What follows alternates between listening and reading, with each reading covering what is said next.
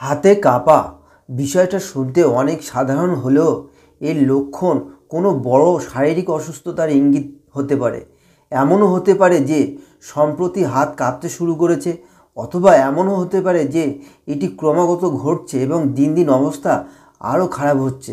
যাই হোক না কেন, এই বিষয়টা হালকাভাবে নেবেন না। বিশেষজ্ঞরা এর নাম দিয়েছেন ট্রেমার। অনেক সময় দেখা যায় দীর্ঘক্ষণ হাতের ওপর ভর দিয়ে শুয়ে থাকলে কিংবা অনেকক্ষণ হাত নাড়াচাড়া না করলে তখন অবশ হয়ে যাওয়া স্বাভাবিক ঘটনা। তবে এমনটা বারবার হয়ে থাকলে এবং হাত এবং পায়ের পাশাপাশি শরীরের অন্যান্য অংশেও এই সমস্যা হলে সতর্ক হওয়া অত্যন্ত জরুরি। বন্ধুরা, অনেকেই ভাবেন যে এই সমস্যা বয়সের জন্য দেখা যায়, কিন্তু আপনি যেটা ভাবছেন এই সমস্যা তার চাইতে অনেক বেশি। এটি যে কোনো অসুস্থতা, মানসিক চাপ, উদ্বেগ ইত্যাদির কারণে হতে পারে। সমস্ত বন্ধুদের বলবো, আজ এই ভিডিওর মাধ্যমে আমরা জানব কেন আমাদের হাত এবং পায়ে কাঁপুনি সৃষ্টি হয় বা কম্পন হয়, হাত কেন কাঁপে। এইগুলো বিস্তারিতভাবে জানবো এবং পাশাপাশি ঘরোয়া উপায়ে কিভাবে এই হাত কাঁপার থেকে আমরা মুক্তি পেতে পারি বা পা কাঁপা থেকে মুক্তি পেতে পারি, এবং সঙ্গে মাত্র দুটো ওষুধ খাওয়ার মাধ্যমে কিভাবে এই হাত কাঁপা থেকে মুক্তি হতে পারে সেই বিষয়ে আমরা সম্পূর্ণ জানব। এবং সেই জন্য সমস্ত বন্ধুদের, নতুন এবং পুরাতন সকল বন্ধুদের বলবো ভিডিওটি সম্পূর্ণভাবে দেখতে থাকুন, তাহলে দারুণ কাজে লাগবে আপনাদের। হার্ভার্ড বিশ্ববিদ্যালয়ের একটি গবেষণা থেকে জানা গিয়েছে যে হাতে কম্পন বিভিন্ন কারণে দেখা যায়।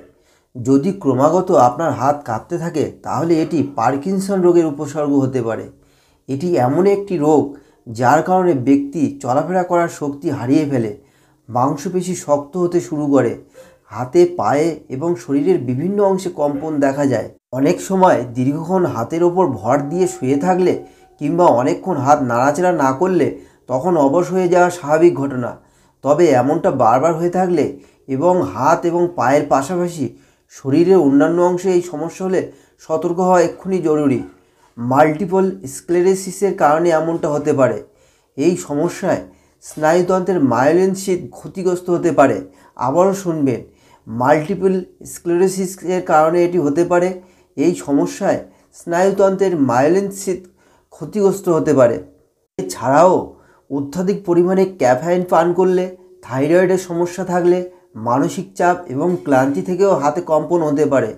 অত্যাধিক পরিমাণে ক্যাফেইন পান করলে শরীরের স্নায়বিক ক্রিয়ার উপর চাপ পড়তে থাকে, তখন হাত কাঁপতে থাকে। একইভাবে কোনো মানসিক চাপ থাকলে কিংবা 8 ঘন্টার কম ঘুম হলেও শরীরে এই সমস্যা দেখা যায়।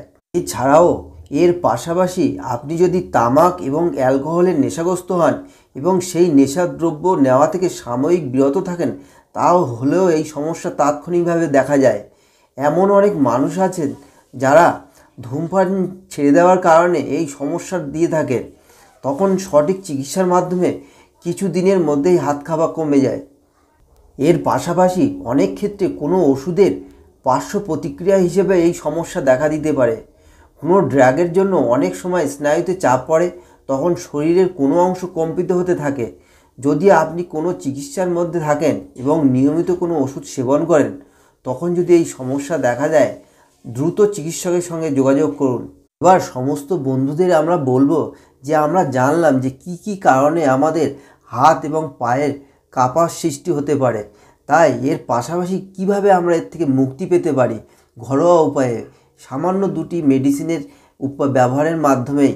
এগুলো অভিজ্ঞ বিশেষজ্ঞদের দ্বারা প্রমাণিত হয়েছে যে কিছু ঘরোয়া খাদ্য এবং সামান্য দুটো মেডিসিন যদি ব্যবহার করা যায় তাহলে পার্কিনসন ডিজিজ সহ হাত কাঁপার যে অন্যান্য সমস্যা রয়েছে সেগুলি খুব অনায়াসেই মুক্তি পেতে পারেন আপনি নিয়মিত ব্যবহারের মাধ্যমে। সমস্ত বন্ধুদের একটু মনোযোগ দিয়ে শুনতে বলবো। এবার সেই দুটো গুরুত্বপূর্ণ ওষুধ বা মেডিসিন যারা বিশেষজ্ঞ ডাক্তারবাবুরা দিয়ে থাকেন এই হাত বা পা কাঁপার জন্য, সেগুলো আপনার সঠিক ব্যবহারের মাধ্যমে এর থেকে চিরতরে ধীরে ধীরে মুক্তি পেতে পারেন। তার জন্য একটু মনোযোগ দিয়ে শুনবেন। প্রথম ওষুধটার নাম হলো টেট্রাফল প্লাস।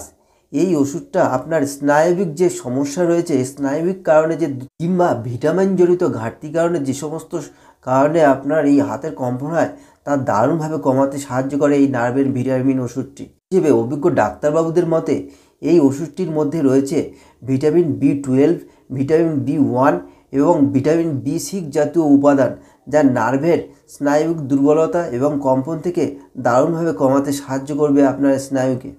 আর সেজন্য অভিজ্ঞ ডাক্তারবাবুরা এই সমস্ত ভিটামিনের ঘাটতিজনিত সমস্যার জন্য প্রতিদিন দিনে একবার, যে কোনো টাইমে, যদি আপনি দুপুরে খান তাহলে দুপুরে একবারই খাবেন, যদি সকালে খান তাহলে সকালে একবারই খাবেন। খাবার পরে একবারই আপনাকে এই ওষুধটা খেতে হবে, দিনে একবার।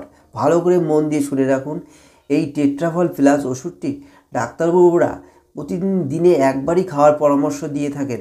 এছাড়া স্ক্রিনে আপনারা দেওয়া আছে এই খাওয়ার নিয়মটি ভালোভাবে লক্ষ্য করুন। এবার আমরা আরেকটি দ্বিতীয় ওষুধ সম্পর্কে জানব, এটি ঘরোয়া খাবারের পাশাপাশি বা ওই টেট্রাফল প্লাস ওষুধটার পাশাপাশি এটিও আপনাকে খেতে হবে। তা হলো সিনডোপা সিআর নামক ওষুধটি।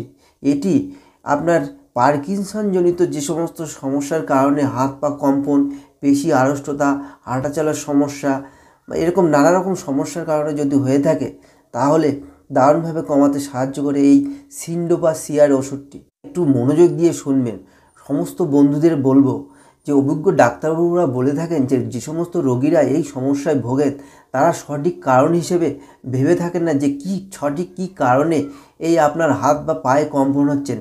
তাই আপনারা নিজেরা না বুঝে আপনারা এই দুটি ওষুধ এবং ঘরোয়া খাবারগুলি আপনারা নিয়মিত সেবন করবেন এবং পাশাপাশি ভালোভাবে এই ওষুধগুলির নিয়ম স্ক্রিনে দেওয়ার পাশাপাশি যে ভিডিওতে বলা হয়েছে অভিজ্ঞ ডাক্তারবাবুদের পরামর্শ অনুযায়ী খাওয়ার জন্য, সেগুলো সঠিকভাবে নিয়ম মেনে আপনাদের অত্যন্ত সতর্কতার সঙ্গে খাওয়া উচিত।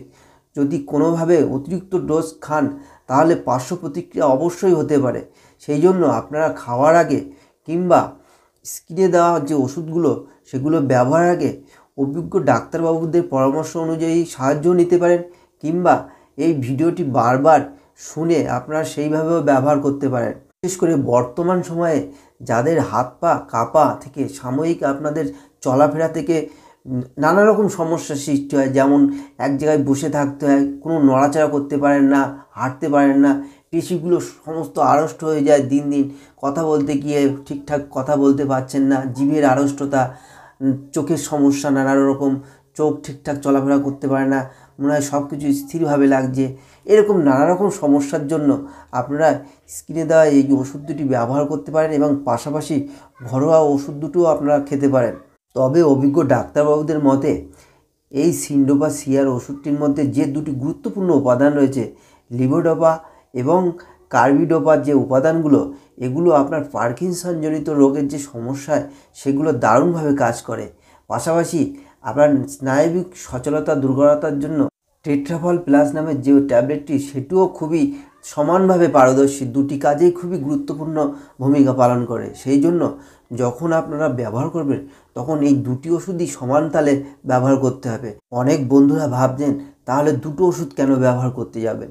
না বন্ধুরা, স্নায়বিক কারণে এবং পার্কিনসনজনিত কারণে যদি আপনাদের এই সমস্যাগুলি হয়ে থাকে, সঠিক কারণ তো আপনারা জানেন না, সেই জন্য দুটো ওষুধই আপনাদের ব্যবহার করার পরামর্শ দিয়ে থাকেন অভিজ্ঞ ডাক্তারবাবুরা। এর পাশাপাশি কিছু যোগ ব্যায়াম আপনাদের করার পরামর্শ দিয়ে থাকেন ডাক্তারবাবুরা, সেগুলোও আপনারা করতে পারেন। আরেকটি কথা না বললেই নয় সকল বন্ধুদের, যে যারা গর্ভবতী মহিলা আছেন এবং দুধ দান পানকারী মহিলা যারা আছেন, তারা এই সমস্ত ওষুধ খাওয়া থেকে নিজেকে বিরত রাখবে, এতে পার্শ্ব প্রতিক্রিয়া হতে পারে।